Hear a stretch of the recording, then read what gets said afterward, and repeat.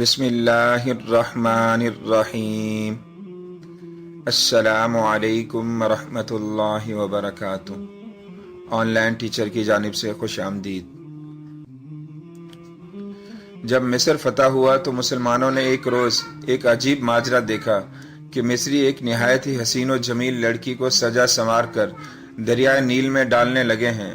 مسلمانوں نے انہیں ایسا کرنے سے بزور روک دیا اور ان مصریوں کو ساتھ لے کر فاتح مصر حضرت عمرو بن عاص رضی اللہ تعالیٰ عنہ کی خدمت میں پہنچ گئے اور سارا قصہ بیان کیا۔ اہل مصر نے حضرت عمرو بن عاص رضی اللہ تعالیٰ عنہ سے کہا کہ ہمارے ملک میں کاشتکاری کا دار و مدار دریائے نیل پر ہے۔ ہمارے ہاں یہ دستور ہے کہ ہر سال ایک حسین و جمیل کنواری لڑکی دریا میں ڈالی جاتی ہے۔ اگر ایسا نہ کیا جائے تو دریا خشک ہو جاتا ہے اور قحط پڑ جاتا ہے۔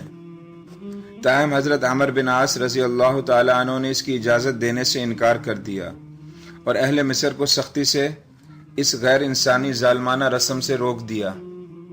اللہ رب العزت کی شان کہ وہ دریا واقعی میں خشک ہونا شروع ہو گیا۔ حضرت عمرو بن عاص رضی اللہ تعالیٰ عنہ نے یہ سارا واقعہ حضرت فاروق اعظم رضی اللہ تعالیٰ عنہ کو لکھ بھیجا۔ جواب میں آپ رضی اللہ تعالیٰ عنہ نے تحریر فرمایا کہ دین اسلام ایسی وحشیانہ جاہلانہ رسموں کی اجازت نہیں دیتا۔ آپ رضی اللہ تعالیٰ عنہ نے ایک خط دریائے نیل کے نام لکھ بھیجا جس کا مضمون یہ تھا: بسم اللہ الرحمن الرحیم۔ یہ خط اللہ کے بندے عمر بن خطاب رضی اللہ تعالیٰ عنہ کی طرف سے نیل مصر کے نام ہے۔ اگر تو اپنے اختیار سے جاری ہے تو بے شک جاری نہ ہو، لیکن اگر تو اللہ کے حکم و اختیار سے جاری ہوتا ہے تو پھر میں اللہ سے دعا کرتا ہوں کہ وہ تجھ کو جاری کر دے۔ اس خط کے ڈالتے ہی دریائے نیل بڑھنا شروع ہوا اور پچھلے سالوں کی بنسبت زیادہ بڑھا اور اس کے بعد پھر کبھی نہیں سوکھا۔ سبحان اللہ۔